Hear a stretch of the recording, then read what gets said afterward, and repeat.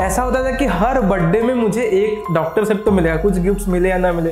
कोई किसी के दिमाग में सबसे इजी चीज़ होता है कि इसको एक डॉक्टर सेट पकड़ा लो क्योंकि इसको डॉक्टर ही बनना है। और जब भी मेरा बचपन में, मुझे ये भी याद है, अगर मेरे क्लास टीचर देखती थी कि मेरा हैंड राइटिंग इतना खराब है, वो मुझे गाली नहीं करती थी, वो बोलती थी कि समीर तुम्हें डॉक्टर का हैंड राइटिंग ही मिला है। तो ये प्री डिसाइडेड था कि ये बंदा डॉक्टर ही बनेगा।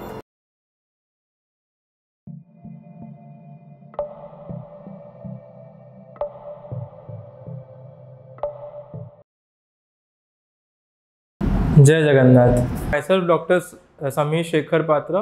मैंने अपना MBBS एम्स से किया है और उसके बाद मैंने मास्टर्स किया है स्पोर्ट्स मेडिसिन में फ्रॉम इंटरनेशनल ओलंपिक कमेटी। पर मेरे हिसाब से the best intro is not तुमने कहाँ से पढ़ाई किया या क्या डिग्री होल्ड करते हो। द मोर इम्पोर्टेंट इज़ कि तुम अभी क्या कर रहे हो। अगर तुम्हारा डिग्री तुमको जस्टिफाई करता है तो मेरे हिसाब से वो इंट्रो नहीं है। सो अभी तो I am a practising sports medicine consultant. उसके अलावा I also have a company from the last 2 years which is a health and wellness company called Heal You. तो मैं आपको बताऊंगा कि कैसे मेरा जर्नी रहा डॉक्टर बनने से, एम्स क्रैक करने से, स्पोर्ट्स मेडिसिन में घुसना, और उसके बाद क्यों मैंने ये पाथ चूज़ किया कि मुझे कुछ कंपनी शुरू करनी है, स्टार्टअप करना है। सो सिंस माई चाइल्डहुड मैं आई वॉज ऑलवेज कि मुझे कुछ बड़ा करना था। मतलब स्कूल में टॉप करने से शुरू करके क्लास में फर्स्ट आना या फिर स्पोर्ट्स खेलना, क्विजिंग करना, तो मेरा वो एक था। मैं बचपन से ही मैं एम्बिशंस हूँ, मतलब एक जो भूख रहता है कि कुछ ज़्यादा चाहिए मुझे, वो हर समय मेरे में था। जब मैंने पढ़ाई शुरू किया, मतलब बचपन के दिनों से मुझे यही बताया गया था कि मेरे पापा ऑलवेज उनको डॉक्टर बनना था, बट सैडली उनको वो ऑप्शंस नहीं मिल पाए। Though he was a very bright student, district topper हर चीज़ में, बट कुछ कम मार्क्स से उनका रह गया medical and he ended up getting into agriculture. But मुझे बोला गया था कि अरे पापा का ड्रीम है और तू फिलअप करेगा, और ऐसा बोल के घर वाले क्या करते थे, हर बर्थडे में मुझे एक डॉक्टर सेट पकड़ा देते थे। तो इसमें क्या होता था कि मेरा फोकस था कि हाँ कुछ बनो ना बनो, पहले तो मुझे डॉक्टर बनना है। मैंने कुछ और सोचा नहीं था कि और कुछ हो सकता है। ऐसा होता था कि हर बर्थडे में मुझे एक डॉक्टर सेट तो मिलेगा, कुछ गिफ्ट्स मिले या ना मिले। कोई किसी के दिमाग में सबसे ईजी चीज़ होता है कि इसको एक डॉक्टर सेट पकड़ा लो क्योंकि इसको डॉक्टर ही बनना है। और जब भी मेरा बचपन में, मुझे ये भी याद है, अगर मेरे क्लास टीचर देखती थी कि मेरा हैंड राइटिंग इतना खराब है, वो मुझे गाली नहीं करती थी, वो बोलती थी कि समीर तुम्हें डॉक्टर का हैंड राइटिंग ही मिला है। तो ये प्री डिसाइडेड था कि ये बंदा डॉक्टर ही बनेगा। करियर वही चूज करो कि जो तुमको अच्छा लगे। ऐसा नहीं कि मैं अगर डॉक्टर बनूंगा तो मैं बाहर नहीं जा पाऊंगा, डिफिकल्ट है बाहर जाना, और इंजीनियर या फिर MBA कर लूंगा, कोई भी स्ट्रीम ले लूंगा तो इट्स ईजियर। वही चूज करो जो तुम्हें लॉन्ग टर्म उसके साथ खेलना है। मतलब your career should not be 20-20 match, it should be a proper test match. 5 दिन का टेस्ट मैच होता है, उसके ऊपर फोकस करो, दैट इज आई से। तो पर एक चीज़ था कि मैं मेरे क्लास 8 के समय से I was a national level quizzer. मैंने वो Limca book of records quiz जीता हुआ है, बॉर्नविटा स्पोर्ट्स क्विज जीता हुआ है, और सबसे इंपॉर्टेंट, मतलब जो स्कूल के दिनों हम लोगों के टाइम होता था कि TCS का एक TCS IT क्विज होता था, जो कि एक बिजनेस एंड IT क्विज होता था, उसको भी मैंने क्लास 11th में जीता हुआ है। तो मेरा ऐसा एक सॉफ्ट कॉर्नर टुवर्ड्स टेक और हमारा इंजीनियरिंग वाला एक रहता था। मुझे अभी भी याद है जब 11th के एंड में, जब मैं वन ऑफ द नेशनल्स था TCS ITVs में, I was lucky enough to meet the CEO of TCS जो N चंद्रशेखरन जी थे। तो मुझे पता है हम लोग 12 फाइनलिस्ट थे, हम लोग उनके साथ ताज में एक बार डिनर कर रहे थे एंड ऑफ द फाइनल में। तो सब लोग ऐसे बोले कि कोई इंजीनियर बनना चाहता है, कोई साइंटिस्ट बनना चाहता है। जब N चंद्रशेखरन जी मुझे पूछे कि समीर तुम्हें क्या बनना है, तो आई टोल्ड हिम कि, मतलब ऐसा कुछ मैंने लंबा सोचा नहीं था कि क्या बोलूँगा। मैं बोला कि मुझे डॉक्टर ही बनना है। देन ही वाज लाइक कि अच्छा तुम तो IT क्विज में इतना अच्छा करते हो, तुम्हारा तो ये वाला नॉलेज ज़्यादा अच्छा है, देन व्हाई डॉक्टर। क्योंकि एक चीज़ था कि he was promising every participant, every finalist वहाँ पे कि एवरी टाइम, मतलब as we know Tatas are always into philanthropy और हमको हेल्प करते थे। तो ही वॉज प्रॉमिसिंग एवरीवन कि anything any time you need from the Tatas will help you. तो जब मुझे पूछे ये चीज़ और मुझसे सुने कि उनको डॉक्टर बनना है, तो ही वॉज थोड़ा सा स्केप्टिकल कि अरे तुम्हारा इतना अच्छा है IT में, तुमको डॉक्टर क्यों बनना है। तो मैं बोला कि सर द रीज़न, क्योंकि हमारे इंडिया में जो मेडिकल फील्ड है वो क्यों एक डेवलप्ड कंट्री से ऐसे पीछे रह गया, क्योंकि हमारे कंट्री में टेक्नोलॉजी इन मेडिकल फील्ड बहुत ही कम है। एंड अगर कोई डॉक्टर जिसके पास अच्छा टेक नॉलेज होगा, अगर वो इस फील्ड में आता है तो ही कैन डू वंडर्स। तो मैं सर को वही चीज़ बोला। मतलब ऐसा मैंने कुछ सोचा नहीं था कि मैं फ्यूचर में जाके एक हेल्थ टेक कंपनी बनाऊंगा, बस ऐसे बोलने के लिए बोल दिया कि हाँ कुछ ना कुछ ऐसे टेक एंड मेडिकल रिलेटेड करूँगा। देन 11th मेरा थोड़ा अच्छा नहीं गया क्योंकि मैं क्विज करा था, तो 12th में मैंने फिर से कॉम्पिटिटिव एग्जाम्स नीट के लिए प्रिपेयर किया, नीट एम्स उसके लिए। एंड एक चीज़ था कि मेरे दोस्तों ने, जो स्कूल के दोस्त मैं बोल रहा था, वो लोग मुझे बोले भी थे कि समीर एक काम करना, एक बार बस इंजीनियरिंग दे देना। एंड लकीली मेरा जेई मेंस भी क्लियर हो गया था एम्स और नीट के साथ। तो एक मतलब मैंने जेई मेंस का काउंसलिंग जानबूझ के नहीं दिया क्योंकि फिर से कंफ्यूजन ना आए कि नहीं मुझे जेई मेंस में मे बी एनआईटी में घुस जाऊँ, मैंने वो काउंसलिंग अटेंड नहीं किया। पर मैंने फिर ऐसा हुआ कि मैंने जेई मेंस का तो काउंसलिंग में अटेंड नहीं किया क्योंकि अपने इमोशंस को कंट्रोल किया और दोस्तों को बोला कि तुम लोग इंजीनियरिंग कर लो, एक डॉक्टर ग्रुप में रहना भी ज़रूरी है। तो मैं फिर नीट यूजी दिया था। नीट यूजी में मेरा इतना अच्छा रैंक नहीं था। यहाँ पे आपको एक लेसन में यहाँ पे बोलना चाहता हूँ, मेरा नीट यूजी में अच्छा रैंक नहीं था, फिर भी मुझे स्टेट का सबसे बेस्ट गवर्नमेंट कॉलेज मिल रहा था और नेशनल लेवल में भी मुझे एक अच्छा कॉलेज गवर्नमेंट में मिल रहा था। क्योंकि मेरा ऐसा था कि जब से मैं कोचिंग कर रहा था, ऐसा नहीं था कि मुझे डॉक्टर बनना मुश्किल होगा, क्योंकि मेरा था कि मेरे या फिर मेरे टीचर्स का मुझसे वो एक्सपेक्टेशंस था कि मैं एक अच्छा रैंक होल्डर लाऊंगा, मतलब I will crack any of the top colleges of India, वो टारगेट था। क्योंकि मुझे पता है मैंने क्या गलती किया था, मैंने 11th को इतना सीरियसली लिया नहीं था, मैं उसमें अपना क्विजिंग ड्रीम्स फिलअप करने में लग गया था, इसलिए मैंने सारा प्रिपरेशन 12th में किया, जो कि मैं एक एक्सक्यूज़ नहीं दे रहा हूँ, बट ठीक है मुझसे वो गलती हुआ, मैं वो मानता हूँ। तो फिर भी मैंने फर्स्ट चांस में क्लियर किया था। तो मुझे याद है कि जब मेरा नीट रिजल्ट आया था, मेरा इतना जो एक्सपेक्टेड था वो नहीं आया था। तो तब मैंने क्या किया था, मैं अपने पापा के साथ बहुत चीज़ शेयर करता हूँ because I am a single child. तो मैंने क्या किया, पापा को बोला कि पापा देखो मुझे जो चाहिए, मुझे दिल्ली के टॉप कॉलेजेस चाहिए थे या फिर जिपमर हो गया ऐसा कुछ, या फिर ऐसा कॉलेज चाहिए था। तब तक एम्स का एग्ज़ाम नहीं हुआ था। तो हमारे टाइम पे क्या होता था, एम्स और नीट अलग होता था, 1 महीना था एम्स के एग्ज़ाम में, तो एम्स का एग्ज़ाम नहीं था। तो मेरा नीट ख़राब हो गया था और तब भी ऑब्वियसली बस एम्स दिल्ली और 6 नए एम्स थे, तो उसको भी क्रैक करना बहुत ही मुश्किल हो रहा था। तब मतलब 300 ही सीट्स थे बस। तो मैंने सोच लिया था कि ठीक है एम्स ट्राई करूँगा। हाँ मेरा CMC हो गया था, पर मैं CMC नहीं जाता था क्योंकि अगेन क्रिश्चियनिटी एंड ऑल। तो मैं बोला था कि ठीक है एम्स ट्राई करते हैं, अगर मेरा एम्स नहीं होता है and that to AIIMS Delhi नहीं होता है तो I will be taking a drop year. तो फिर मैंने एम्स का एग्ज़ाम दिया एंड मेरा एम्स में मेरा रैंक तो अच्छा आया था, पर मेरा एम्स दिल्ली नहीं हुआ था, मुझे एम्स भुवनेश्वर मिल रहा था। तब मैंने माइंड मेकअप किया कि नहीं ठीक है, मैंने तो फर्स्ट चांस में इतना तोड़फोड़ कर लिया, 1 ही साल पढ़ाई किया हूँ, तो एक ड्रॉप ईयर ले लेता हूँ। तो क्योंकि मुझे फिर से वही चाहिए, तो I share this thing with my father also. तो पापा मुझे एक चीज़ अच्छा है मेरा, मतलब बचपन से मुझे डिसीजन लेना सिखाया गया है। मुझे कभी भी कोई डिसीजन थोपे नहीं मेरे पेरेंट्स, मतलब what my father used to do कि वो मुझे अगर मैं कुछ चीज़ पूछता था तो मुझे बोलते थे कि दीज आर ये सारा हो गया, प्रोज हो गया और ये कॉन्स हो गया, तुम अभी डिसाइड करो कि तुमको क्या करना है। तो वो भी मुझे बोले कि ठीक है फर्स्ट चांस है तो अभी ड्रॉप अगर करना चाहते हो तो कर लो, फिर अगर ऐसा ना हो जाए कि नेक्स्ट ईयर तुमको कुछ भी ना मिले, तो हम लाइक वो रिस्क मैं लेने के लिए रेडी हूँ, क्योंकि मैं बचपन से I have always been a risk taker, वरना 2 साल की पढ़ाई में मैं 1 साल ऐसे वेस्ट नहीं करता। तो मैं डिसाइड कर लिया था रिस्क लेने के लिए। एंड तब सबसे बड़ा टर्निंग पॉइंट मेरे लाइफ में है जब मेरे कोचिंग के टीचर्स, मैंने आकाश में कोचिंग लिया था 2 साल इंटीग्रेटेड बैच में, तो मेरे कोचिंग के teachers I was very close to my physics and zoology teacher. तो वो लोग मुझे बहुत ही गाली किए, वो मुझे बोले कि समीर बेटा सुनो कि तुमको लग रहा है कि हाँ 1 साल ड्रॉप कर लेता हूँ, मेडिकल में तो ड्रॉप करना बहुत कॉमन है, लोग 2-3 साल तक करते हैं, बट ये जर्नी बहुत लंबा है, इट्स अ 10 ईयर्स का जर्नी।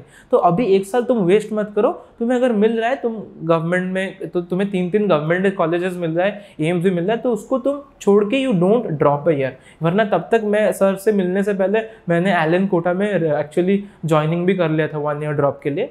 फिर मैंने जब सर लोगों से बात किया, कुछ सीनियर से बात किया, तो सब लोग मुझे बोले कि नहीं don't take a risk with your this thing, ये 1 साल बचा लो, फ्यूचर में काम आ जाए। एंड तब मैंने सबका बात सुन के I join AIIMS Bhubaneswar. And अभी मैं यहाँ पे बैठ के मतलब 10 साल हो गए, 2014 बैच का हूँ आज, और आज को 2024 हो गए, 10 साल हो गए। एंड कभी भी इस 10 सालों में मैंने वो डिसीजन रिग्रेट नहीं किया है। तो व्हाट आई से कि एवरीवन, मतलब other than my hard work, there जो डिसीजन वाला चीज़ है, maybe it my father और या फिर मेरे टीचर्स हो गए, so everyone has their part and parcel to play. सबने अपना अपना काम किया है, क्योंकि वरना टीचर का तो काम ही है बस पढ़ाना, पर वो लोग मेरे बारे में इतना सोचना क्यों हो गया, क्योंकि वो जो 2 साल की कोचिंग में मेरा बॉन्ड हो गया था विद द टीचर्स, तब मैं ऑल इंडिया लेवल में मैं रैंक्स लगा था, तो वो चीज़ की वजह से मुझे सर लोगों ने मुझे ये चीज़ बोला। And then I join AIIMS Bhubaneswar. और trust me I am saying this, जो लोग ये वीडियो देख रहे हो और तुम अपने यूजी लाइफ में हो, तुमको लगता है कि नहीं आगे लाइफ अच्छे होने वाला है, तो आई से यू द बेस्ट डेज तुम्हारे ज़िंदगी में अगर कोई होता है तो वो तुम्हारा यूजी डेज होता है। तो पढ़ाई तो करो, उसके साथ मतलब अभी मैं जब तुमको बोल रहा हूँ ये चीज़, आई एम गेटिंग गूज़बम्प्स, मतलब it's been 4 years I have passed my UG college, क्योंकि अगेन MBBS 6 साल का होता है, नियरली 6 साल लग ही जाता है। तो सबसे बेस्ट टाइम तुम्हारा अभी यूजी डेज में होने वाला है। अभी नीट का यूजी एग्ज़ाम अभी ख़त्म हुआ है, मतलब आई नो कि पेपर लीक्स एंड वो सब चलता रहता है, पर कभी ना कभी फिर से बैच शुरू होगा। तो ये चीज़ याद रखना, पढ़ाई के साथ कुछ मैंने भी देखा हुआ है, कुछ जूनियर्स डे फर्स्ट ईयर से वो लोग पीजी का प्रिपरेशन कर लेते हैं। ठीक है, कॉम्पिटिटिव रहना इंपॉर्टेंट है क्योंकि कंपटीशन बढ़ रहा है, क्योंकि पर ये जो टाइम है उसको बस एक अच्छा डॉक्टर कभी अच्छा बुक वर्म नहीं हो सकता है। तुमको लाइफ लेसन्स बहुत सारी चीज़ सीखने को मिलेगा, और वो सब चीज़ तुम्हारा कभी कोई बुक में नहीं पढ़ा पाएंगे। मतलब मुझे अभी भी याद है, मेरे एक सीनियर ने बताया कि समीर, एक डॉक्टर का रियल एग्जाम पेपर में नहीं होता है, उसका पेपर एग्जाम तभी होता है जब वो एक पेशेंट को अच्छे से ट्रीट करते हैं। एंड वो चीज़ मेरे दिमाग में हर समय रहता था, क्योंकि मैंने इतना अच्छा स्कोर नहीं किया था, बट हाँ मैं अपने पेशेंट को एक अच्छा ट्रीटमेंट अगर दे पा रहा हूँ, that is my good score of clearing the exam. तो अभी जो यूजी लाइफ तुम लोग जो शुरू करने वाले हो, तो द न्यू बैच है उससे, कि जितने सारे अच्छे मेमोरीज हो सके पढ़ाई के अलावा वो मतलब वो करना, मतलब उसमें टाइम स्पेंड करना, do give time to that, make good friends. क्योंकि इंजीनियरिंग का मुझे पता नहीं, मतलब मेरे दोस्त बोलते थे कि इतना सीनियर जूनियर रिलेशन या फिर बैच में रिलेशन नहीं होता है, पर मेडिकल में that is very different. Medical में you need help of your batchmates भी, तुमको अपने सीनियर का भी हेल्प चाहिए, तुमको अपने जूनियर का भी हेल्प चाहिए, क्योंकि मेडिकल एक हायरार्की वाला कोर्स है। तुमको जितना अपने सीनियर से सीखने को मिलेगा, तुम्हें किसी और से सीखने को नहीं मिलेगा। इवन और एक बड़ा चीज़ है कि बहुत लोग सोचते हैं कि अच्छा मेडिकल में नर्सेज हैं एंड हम लोग बस डॉक्टर से सीखेंगे, ऐसा नहीं। कुछ छोटे छोटे चीज़ें इवन हम लोग नर्सेज से भी सीखे थे, क्योंकि एम्स एक सेंट्रल इंस्टीट्यूट है, वहाँ पे जो नर्स भी आते हैं वो भी बहुत टैलेंटेड होते हैं, वो भी बहुत अच्छे से पढ़ाई करके आते हैं। तो तुमको जो भी एक अच्छा बॉन्ड सबके साथ करना है। बैचमेट्स भी तुमको बहुत हेल्प करेंगे, क्योंकि अगर तुम एक सेंट्रल इंस्टीट्यूट में जाते हो वहाँ पे एडमिनिस्ट्रेशन स्ट्रिक्ट होगा, क्योंकि अगर तुमको अच्छा डॉक्टर बनना है तो थोड़ा स्ट्रिक्ट एडमिनिस्ट्रेशन होगा। अभी भी जब मैं ड्यूटी जाता हूँ, मेरा शिफ्ट रहता है, तो एक मेरी लास्ट टाइम जब मैं ड्यूटी गया था तो मेरी सिस्टर बोलती थी कि समीर सर आप .8 या 7:50 में आप कैसे पहुंचते हैं, सब लोग 10-15 मिनट पहुंचते हैं। तो मैं उनको बोला कि हमको ये कॉलेज के दिनों से सिखाया गया, अगर हम लोग 1 मिनट भी लेट होते थे हमको क्लास के बाहर रखा जाता था। सो दिस इज व्हाट आता है विथ, इट्स नॉट अबाउट कि तुम एक अच्छे कॉलेज में पढ़ रहे हो, this is what comes when you get into a good college. तो दीज आर स्मॉल थिंग्स, क्योंकि मान लो कि एक डॉक्टर के लिए सबसे इंपॉर्टेंट चीज़ वही होता है कि पंक्चुअलिटी। अगर तुम 30 सेकंड भी लूज़ करते हो तो तुम एक हार्ट अटैक के पेशेंट को लूज़ कर लोगे। सो टाइम इज़ वेरी इंपॉर्टेंट, और तुमको उसका वैल्यू देना है, और वो चीज़ तुम एक अच्छे कॉलेज में जाने के बाद ही सीख सकते हो। तो give your best to crack into any good colleges, I will say that. And other than that, co curricular activities, क्योंकि देयर विल बी टाइम्स जब तुम एक डॉक्टर बन जाते हो, there will be an number of times when you will be stressed. ठीक है, तो उसके अब तुम्हारे पास टाइम भी नहीं होगा अपने बारे में सोचने के लिए कि मैं स्ट्रेस्ड हूँ या क्यों, क्योंकि आज भी तुम अगर कोई भी डाटा निकाल लो, सबसे ज़्यादा mental health professionals are the doctors. And उसमें भी ऐसे कि सबसे, अगर डॉक्टर्स के कैटेगरी में हम देखेंगे तो सबसे ज़्यादा mentally harassed people are the emergency medicine doctors. ठीक है, तो तुम्हें अगर तुम कुछ को करिकुलर एक्टिविटीज़ कर रहे हो तो वो चीज़ तुमको हेल्प करेगा। क्योंकि देखो, कोई बोलता है कि ठीक है मेरा स्ट्रेस मैनेजमेंट है कि मैं दोस्तों के साथ घूम लूँ, but again you are dependent. कोई दोस्त अगर तुम्हारे साथ तभी नहीं मिलेगा तब तुम क्या करोगे? तो व्हाट आई से कि कुछ अपने पैशन को भी फॉलो करो। फोटोग्राफी हो जाए, देखिए मैं बहुत स्पोर्ट्स खेलता था, I was a badminton player, फिर मैं क्रिकेट खेलता था, मैं बहुत घूमता था, आई यूज टू ट्रैवल, अकेले भी ट्रैवल किया हूँ, दोस्तों के साथ, क्योंकि व्हाट आई फील कि ट्रैवलिंग इज मतलब एक हीलिंग की तरह होता है। तुम बहुत बाहर जाके अगर देखोगे कि तुम एक नए जगह को जाते हो तो एक चेंज ऑफ एटमोसफियर जब होगा तुमको अच्छा लगेगा, वरना तुम्हारा लाइफ बोरिंग हो जाता है। एंड अपने अंदर जाके वो देखना कि what is something which gives you happiness. मैं क्विजिंग करता था, एम्स में भी मैं क्विजिंग कंटिन्यू किया, फिर से मैंने टाटा का बिजनेस क्विज मैंने अटेंड किया था, वहाँ पे भी आई वॉन दैट। फिर से फिर से मैं थोड़ा टेक लाइन में जा रहा था तो मैं क्विजिंग करता था। तो अपने में देखना कि other than studies what all, मतलब if you want to become a good doctor only books can't make you good doctor, I will say that again. तो अपना को करिकुलर एक्टिविटीज़, पैशन फॉलो करना, कोई म्यूज़िक करता है, कोई डांस करता है, बहुत सारे। एंड अगर तुम एक अच्छे कॉलेज में जाओगे ना, तुम वहाँ पे देखना जो बच्चा लाइफ में ज़्यादा अच्छा डॉक्टर बनते थे, मतलब मैं एक एग्जांपल देता हूँ, मैं हमारे जो सर्जरी के एचओडी थे, ही was a very good badminton player. ऐसा नहीं कि वो ऐसा सर्जरी के एचओडी बन गए उसमें कुछ पढ़ाई नहीं की होंगे, वो पढ़ाई की होंगे, but that is where you learn time management. अगर तुमको लग रहा है कि बहुत पढ़ने को है और मैं कुछ नहीं कर सकता, then you lack at managing time. तो तुम अगर अपने पैशन के साथ पढ़ाई भी कर लेते हो, बहुत सारे मेरा जो बेस्ट फ्रेंड था वो तो यूपीएससी का प्रिपरेशन भी कर रहा था, तो तुम्हें बहुत सारे वेराइटीज़ ऑफ बच्चे मिल जाएंगे। तो do give time to your cocurricular activities. पर जब मेरा एम्स खत्म हो गया तो मेरा सबसे पहले प्लान था कि मतलब आई विल बी ऑनेस्ट कि मुझे बाहर मतलब वांस तुम एम्स में पढ़ाई करते हो तुम्हें बहुत एक्सपोजर मिलेगा इंटरनेशनल कॉलेजेस का, यूनिवर्सिटीज़ का। तो मेरा प्लान था कि मैंने प्लान किया था कि मैं यूके में लंदन में जाके कोई एक अच्छी यूनिवर्सिटी में ऑर्थोपेडिक्स करूँगा और उसके बाद I wanted to do sports medicine. तो मैंने अप्लाई भी किया था, मेरा हो भी गया था। आई रिमेंबर अगस्त 2020 का बात है, मुझे यूके में मतलब when you go to any other country तुमको वहाँ का लाइसेंस चाहिए होता है। इट्स नॉट लाइक कि इंजीनियरिंग हो गया या फिर एमबीए हो गया तुम वहाँ पे चले जाओगे कंपनी बुला लेगा, ऐसा नहीं होता है। तो तुमको वहाँ का लाइसेंस चाहिए। तो एक लाइसेंसिंग एग्जाम होता है कोई भी कंट्री में तुम्हें अगर मेडिसिन प्रैक्टिस करना है, क्योंकि बेसिकली वो तुमको एक लाइसेंस दे रहे हैं, तुम जाओ और उनके पॉपुलेशन को तुम ऑफिशियली काट सकते हो। मतलब if you do a surgery और कटिंग देयर पीपल, राइट, तो तुम वो कर सकते हो। तो एक लाइसेंसिंग एग्जाम 3 स्टेप्स में होता है। ऐसे इंग्लिश एग्जाम दे दिया, थियोरी और प्रैक्टिकल। और मुझे याद है थियोरी हो गया था मेरा, प्रैक्टिकल के लिए मैं 2020 में जा नहीं पाया। एंड एवरीवन नोज रीज़न क्या हो सकता है, दैट इज़ कोविड। मुझे पहले इंडिया से क्लियरेंस मिल गया पर यूके में नहीं मिला, फिर यूके से क्लियरेंस मिलने वाला था तब इंडिया में आ गया वेव 2, तो यहाँ से नहीं मिला। फिर हम लोग का एग्ज़ाम 6 महीने तक कैंसिल हो गया, प्रैक्टिकल एग्ज़ाम। उसके बाद क्या हुआ कि सबसे बड़ा रीज़न है कि हमारा जो वैक्सीन था वो एक्सेप्ट नहीं हुआ फॉर इंटरनेशनल ट्रैवल। तो ऐसा करके मेरा नियरली 1.5 ईयर्स मैंने वेट किया और मुझसे मैं यूके नहीं जा पाया। And in the mean time मैं अपने एक स्कूल के दोस्त से मिला था कि ऐसा ऐसा, क्योंकि हाँ उसी टाइम मैं अपने ऊपर बहुत काम करके आई नियरली लॉस्ट अराउंड 27 kgs। मतलब मैं एम्स जब ख़त्म करके घर आया था आई वॉज मतलब बहुत मोटा हो गया था मैं, आई वॉज 96 kgs। तो मेरा था कि एंड मुझे एक डिजीज़ हो गया था, मतलब बहुत लोगों को ये चीज़ पता होगा, एक डिजीज़ होता है ऑब्स्ट्रक्टिव स्लीप एपनिया। मतलब आप जब सोते हो यू फॉरगेट ब्रीदिंग, एंड उसका एक ही ट्रीटमेंट है वेट लॉस, या फिर आपको एक सीपैप मशीन लगा के सोना पड़ेगा, जो आप मूवीज़ में देखते हो कि नाक में लगा के वो लोग सोते हैं, क्योंकि अगर आप भूल जाते हो तो वो मशीन आपको ब्रीदिंग करवाता है, तो कि आप सोने के टाइम नहीं मरोगे। तो मुझे वो डिजीज़ एक अटैक आया था। तो फिर मैंने सोचा कि चलो इतना पढ़ाई किया एंड मुझे ये सब चीज़ पता है, होने के बाद भी मैं क्या कर रहा हूँ अपने साथ।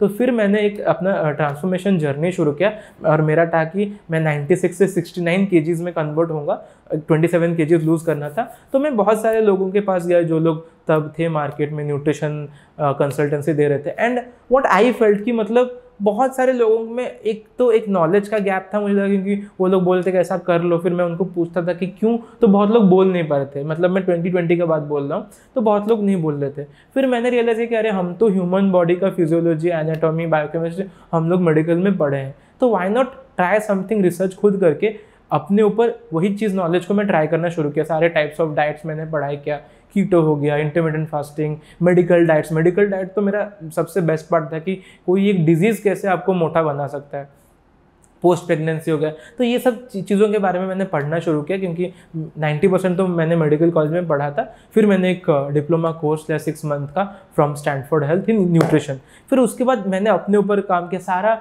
जो डाइट में पढ़ता था वही चीज़ को मैं अपने ऊपर ट्राई कर रहा था। इंटरमिटेंट फास्टिंग किया हुआ है मैंने, कीटो किया हुआ है। कीटो तो मैंने किया, फिर मैंने कीटो बंद कर दिया क्योंकि इंडिया में कीटो करना थोड़ा मुश्किल हो जाता है। मैंने अपना टाइप ऑफ कीटो भी डेवलप किया। तो मैंने अपने ऊपर काम किया, ऐसे कंपनी का मेरा कुछ प्लान था नहीं। फिर जब मेरा वेट लॉस हो गया, मैं ऐसे एक अपने दोस्त से मिला था एंड ही वाज आस्किंग कि समी तूने किया क्या है। तो हमने मैं ऐसा ऐसा डाइट करा था, तो वो बोला कि अरे ये तो बहुत अच्छा चीज़ है। एंड वो ठहरा, वो आया था IIT दिल्ली से, जैसे बोल रहा था मेरे स्कूल के सारे दोस्त कहीं ना कहीं IITs में थे।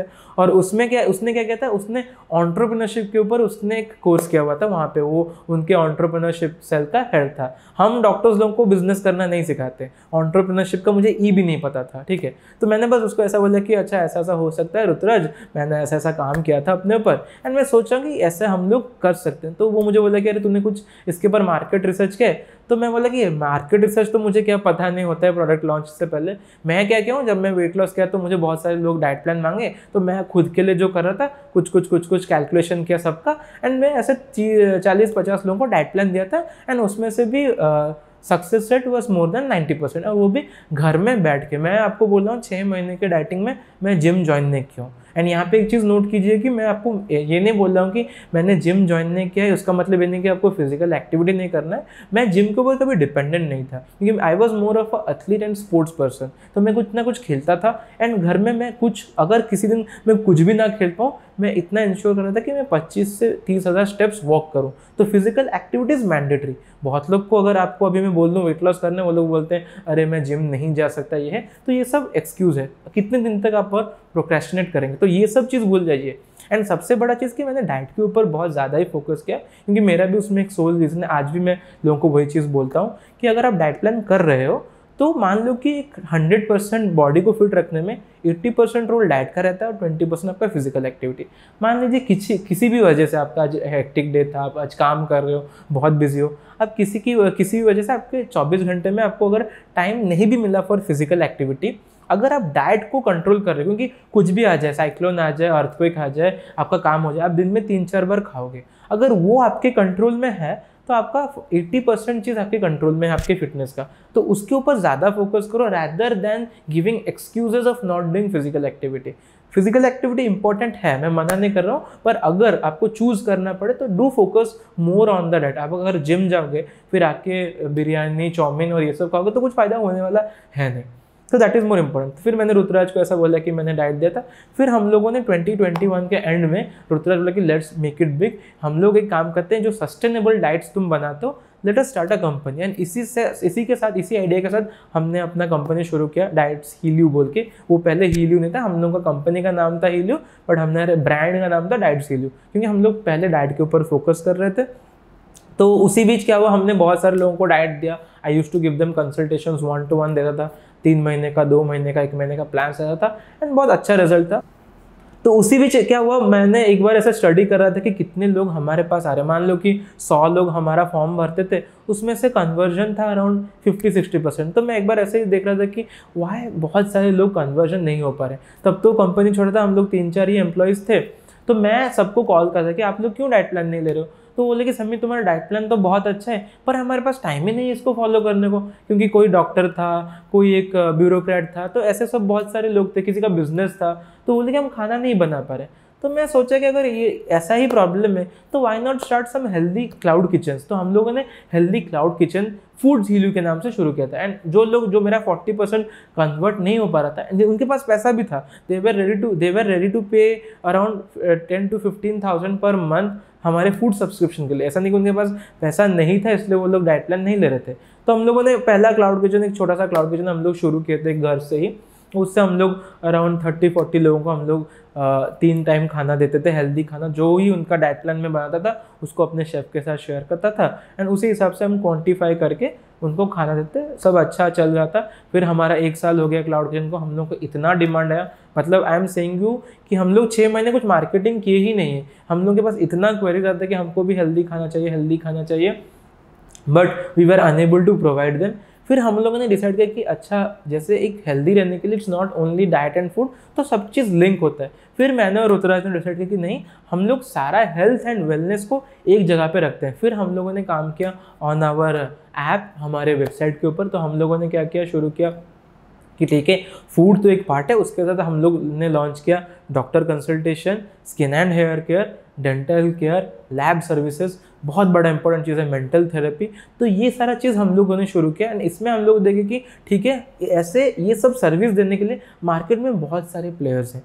तो हम लोग क्या कर सकते हैं, हम लोग एक टेक कंपनी बनाते हैं, हीलियो को एक टेक कंपनी, हेल्थ केयर से हेल्थ टेक कंपनी में, जिसमें ये सारे सर्विस प्रोवाइडर्स को हम लोग ऑनबोर्ड करते हैं, और जो कस्टमर्स रहते हैं वो लोग उनको एक्सेस कर सकते हैं at a cheaper and a easier वे। तो हम लोग का जो प्रॉब्लम, हम लोग सोचे कि क्या प्रॉब्लम हम लोग सॉल्व करेंगे, तो there were 3 major problems we were solving. एक तो लोगों को अवेयर कर रहे थे, अपना वेबसाइट, हमारा इंस्टाग्राम और हमारे यूट्यूब से लोगों के अंदर हम लोग अवेयरनेस भर रहे थे। Second is accessibility. अगर मैं आपको अवेयर करता हूँ कि आपको ये चीज़ करना है, तो आपका नेक्स्ट क्वेश्चन मुझे होगी, समीर मुझे वो चीज़ ला के दो तभी तो मैं कर पाऊंगा, आपको एक्सेस चाहिए। तो फिर मैं आपको वो, मान लो कि मैं बोल दूँगा आपको स्किन में ये प्रॉब्लम है, तो आप मुझे बोलोगे ठीक है मुझे एक डरमैट दो, तो फिर हम लोगों ने नेक्स्ट है कि ठीक है हम जो डॉक्टर कंसल्टेशन रखेंगे उसमें हम लोग सारे डिपार्टमेंट के डॉक्टर्स को हम लोग ऑनबोर्ड करेंगे, क्योंकि डॉक्टर्स को चाहिए एक प्लेस जहाँ पे वो लोग अच्छा सर्विस दे सकें। फिर ये भी हो गया, मैंने आपको अवेयर भी कर लिया, आपको एक्सेस कर लिया, पर आपके दिमाग में सबसे बड़ा हिंड्रेंस किसी के पास जाने से पहले जाता है कि is it worth it spending इतना मनी, जो हम प्राइस डिस्कवरी बोलते हैं, या फिर अफोर्डेबिलिटी। तो अगर मैं आपको बोल दूं कि अच्छा एक डॉक्टर 1 है एक डॉक्टर 2 है, इसका 5 स्टार रेटिंग है और वो आपसे 1000 रुपये लेता है, जिसका 3 स्टार रेटिंग है वो आपसे 200 रुपये लेता है, तो आप कंपेयर कर सकते हैं कि हाँ ठीक है मेरे पास बजट कम है तो मैं इसके पास जाऊँगा, मुझे पता है। बट ये चीज़ और कहीं पे नहीं हो रहा था। हम लोग के खाने में वी हैव रिव्यू सिस्टम हर चीज़ में, पर ये हेल्थ एंड वेलनेस में मैं इसलिए वेलनेस बोल रहा हूँ क्योंकि हमारा फिटनेस भी था, योगा भी है, जुम्बा भी है, सब कुछ हमारा रहता था, because everything has a role to play अगर आपको फिट रहना है, राइट। तो इसी में हम लोग क्या किया, हम लोग सारे सर्विस प्रोवाइडर्स को हम अभी भी कर रहे हैं, हम लोग ऑनबोर्ड करते हैं, and we have over 100 partners अभी तक हमारे ऐप में रह गए हैं। एंड वेबसाइट में हम लोग बहुत सारा ब्लॉग्स लिखते हैं, क्योंकि हमारा मेन फोकस है अवेयरनेस। क्योंकि मान लीजिए कि अभी हम लोगों को, अगर मैं आपको अभी पूछूंगा कि कहाँ पे अच्छा बिरयानी मिलता है, सब लोग मुझे बोल सकते हो। अगर मैं आपको पूछूंगा कि मुझे एक अच्छे स्किन केयर स्पेशलिस्ट का नाम बोलो जो भुवनेश्वर में देखता है, तो मेरा दोस्त बोलेगा प्रैक्टो में जाके देख ले। तो वो जो अवेयरनेस, क्या कौन सा डॉक्टर अच्छा है, किसके पास जाने, वो नहीं रहता है। जो वर्ड टू माउथ हमारा रहता है हेल्थ केयर में मार्केटिंग, उसको हम लोग और ज़्यादा एक्सटेंसिव, अगर आप यूके भी चले जाओगे तो वहाँ पे आपका इतना ज़्यादा मार्केटिंग होता है about the health care professional, जो कि यहाँ पे नहीं होता है बहुत सारे कंट्रीज़ में। एंड इसी बीच 2022 में मैंने आपको बोला था कि मुझे ऑर्थोपेडिक्स के बाद स्पोर्ट्स मेडिसिन करना था फ्रॉम अ इंटरनेशनल ऑर्गेनाइजेशन। तो इसी बीच में मुझे एक बैच शुरू होने वाला था स्पोर्ट्स मेडिसिन का। तो मुझे पता था कि मेरा नहीं होने वाला, क्योंकि कोई भी अगर आपको वो डिग्री वो कोर्स के लिए अप्लाई करना है तो आपको एक प्री डिसाइडेड एक मास्टर्स चाहिए होगा, ऑर्थो में हो जाए या फिर इमरजेंसी मेडिसिन या फिर ट्रॉमा हो गया, एनेस्थेशिया, फैमिली मेडिसिन, तो आपको एक प्री डिसाइडेड डिग्री चाहिए। फिर भी मैंने एक चांस लिया था कि ठीक है मैं यूके तो जा नहीं पाया, फिर भी एक ट्राई करता हूँ। मेरा इंग्लिश स्कोर अच्छा था, मेरा CV बहुत अच्छा था, मैंने बहुत सारे रिसर्च या फिर पब्लिकेशंस किया हुआ था, तो मैंने एक ट्राई किया। एंड मुझे अभी भी याद है, मुझे वेटिंग लिस्ट में रख दिए थे फॉर 2022 अक्टूबर में। जस्ट एक दिन शुरू होने को था बैच, मुझे एक मेल आता है कि Sameer you have been selected for this 2 years PG course in sports medicine from International Olympic Committee. So that is what, कि ऐसा मैं आपको बोल रहा हूँ कि ऐसा नहीं कि अगर आप बिजनेस भी करते हो या स्टार्टअप भी करते हो आपका करियर ऐसे लैग होता है। मैंने हर समय उसी के ऊपर भी मैंने काम किया था। अभी 2 साल हो गया मेरे उस कोर्स को। मैंने अभी फ़िलहाल ही लास्ट मंथ में गया था साउथ कोरिया अपना फाइनल एग्जाम देने, और लास्ट वीक मेरा रिजल्ट भी आ गया, मैंने पास भी कर लिया। सो इसीलिए मैं बोल रहा हूँ कि I am sports medicine consultant. And इसी बीच मैंने कंपनी को भी मैंने ग्रो किया है। जैसे हम लोग फंडेड भी हैं, हम लोग को गवर्नमेंट से फंड मिला है, वी आर प्रीसीड फंडेड, हमारा वैल्यूएशन अराउंड 20 करोड़ का है। अभी हम लोग और भी बड़ा होना चाहते हैं, तो इसीलिए हम लोग और भी एक्सटेंसिव कंटेंट लिखना शुरू कर लिए। और हाल ही में लास्ट महीने मैं सोचा कि हम बहुत सारा स्टैटिक कंटेंट या फिर हम लोग छोटा छोटा रील्स करते थे। लास्ट महीने हम लोगों ने अपना एक एक्सटेंसिव पॉडकास्ट चैनल शुरू किया, जो कि हमारे जो हेल्थ केयर प्रोफेशनल्स या फिर वेलनेस एंथुसियास्ट हैं उनको हम लोग शो में बुलाते हैं, और जो भी कॉमन लोगों का डाउट्स रहता है, जो क्वेश्चंस पूछना रहता है, वो हमें देते हैं। तो सो दैट हम लोग एक पॉडकास्ट चैनल भी हम लोग शुरू किए। आप लोग ज़रूर जाके वो देखिएगा। अगर आपको कुछ भी हेल्प होता है तो हमें लाइक और सब्सक्राइब कीजिएगा, ताकि हम ऐसा और कंटेंट बनाएं। क्योंकि मैं सोचता हूँ कि अगर आपको बहुत सारे लोग हैं जो हेल्दी प्रोडक्ट्स आप लोग शार्क टैंक देखते होंगे, हेल्दी प्रोडक्ट्स, पर प्रॉब्लम यह है कि हेल्दी प्रोडक्ट्स बेचना सही है, पर लोगों के बीच अवेयरनेस नहीं कि मैं वो हेल्दी प्रोडक्ट्स क्यों खरीदूं। अगर मैं बोल लो कि अगर मैं बिरयानी का मार्केटिंग करता हूँ तो आपको पता है कि आपको क्यों बिरयानी खाना है, जो अच्छा फीलिंग आता है। अगर मैं आपको एक हेल्दी कीटो स्नैक्स का मार्केटिंग करता हूँ, आप समझ ही नहीं पा रहे हो कि वो हेल्दी स्नैक क्यों है। या फिर अगर मैं आपको बोलता हूँ कि ड्राई फ्रूट्स खा लो, एक अच्छा सोर्स ऑफ स्नैक है, तो आपको वो समझ में नहीं आता है। तो हमारा मेन काम है कि लोगों को अवेयर करना कि दैट इज़ मोर हेल्दी। जो कि अभी जो अर्नस्ट एंड यंग का रिपोर्ट आया था 2022 में, तो इंडिया में health and wellness conscious people is around 30 to 40%, जो कि कोविड के बाद ही थोड़ा बढ़ा है। अगर आप किसी डेवलप्ड कंट्रीज में जाओगे जहाँ पे health and wellness conscious people is around 70 to 80%, तो व्हाट लैक करते हैं हमारे देश में कि लोग अवेयर ही नहीं कि ये क्यों करना है। तो दैट इज़ द रीज़न हम लोगों ने ये इनिशिएटिव शुरू किया है कि हम लोग लोगों को अवेयर करेंगे। हम लोग ब्लॉग्स लिखते हैं हर चीज़ के ऊपर हमारे वेबसाइट में। आपको वेबसाइट का भी लिंक नीचे मिल जाएगा, तो आप जाके पढ़िएगा, और कुछ भी डाउट होगा आप पूछ भी सकते हैं।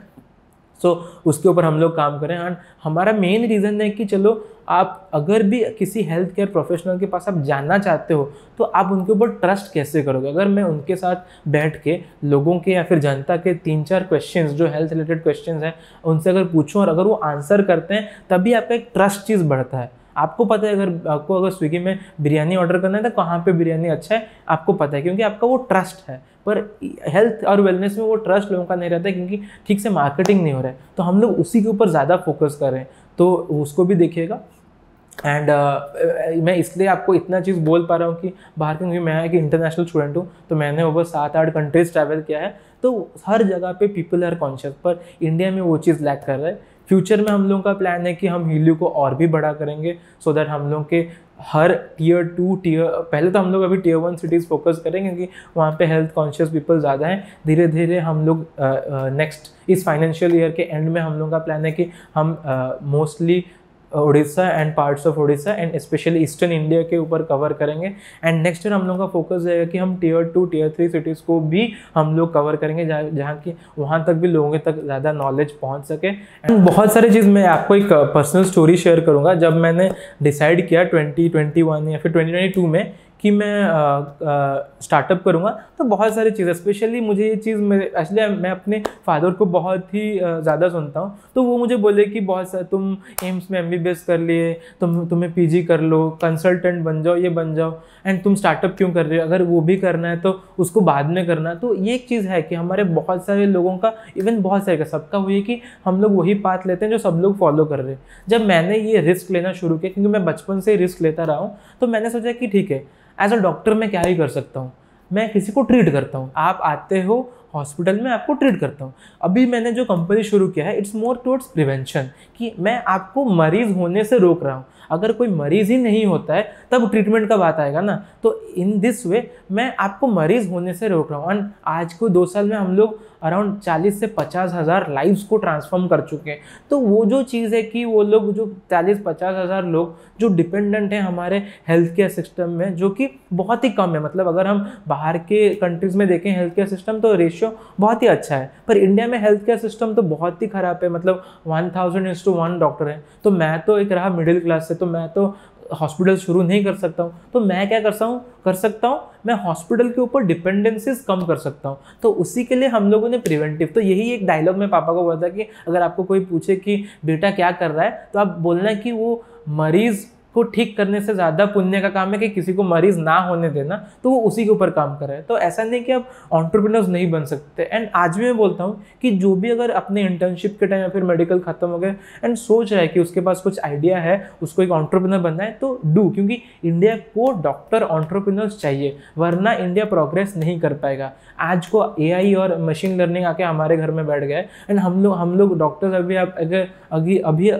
अभी अगर आप एक डिस्ट्रिक्ट हॉस्पिटल में भी जाओगे, वहाँ पे बेसिक फैसिलिटीज़ नहीं है। तो अगर एक डॉक्टर का दिमाग लगेगा तभी कुछ इनोवेशंस हो सकता है। अभी भी अगर मैं अपना लिंक्डइन खोलता हूँ तो मुझे बहुत सारे कंपनीज से ऑफर आता है कि आप एक डॉक्टर हो, हम लोगों का एक मेडटेक कंपनी है, हेल्थ टेक कंपनी है, आप हमें ज्वाइन कर लो। क्योंकि उनको डॉक्टर्स को फाउंडर्स मिल ही नहीं रहे, क्योंकि एक जो डॉक्टर्स का पर्सपेक्टिव होता है लोगों के पास वो नहीं है। Medical companies, health tech companies engineers और MBA वाले बना रहे हैं, हमारे डॉक्टर्स लोग कहाँ गए? पर वो चीज़ बाहर के देशों में नहीं है। मैं लास्ट मंथ जब मैं टोक्यो में था, तो मैंने बहुत सारे डॉक्टर से देखा जो कि अपना कंपनी भी चला रहे हैं। कोई स्पोर्ट्स का फिटवेयर्स बना रहा है, कोई स्पोर्ट्स इंजुरीज प्रिवेंशन का फिटवेयर्स बना रहा है, कोई बहुत सारे वेरेबल्स बना रहे हैं, क्योंकि एक डॉक्टर ही समझ सकता है कि एक पेशेंट को वो क्यों चाहिए और कब चाहिए। तो मैं आपको बोलूँगा, अगर आपके पास भी कोई आइडिया है, आप हेजिटेट मत करिएगा।